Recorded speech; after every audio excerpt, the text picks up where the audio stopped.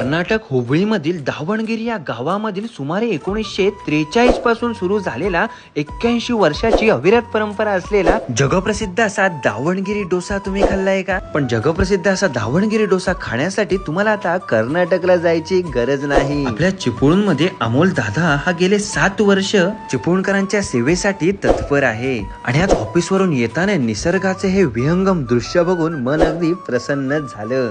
नमस्कार मित्रांनो, मी वेदांत आणि 75 डेज इन माय लाईफ मध्ये आज आहे आपला दिवस 51वा.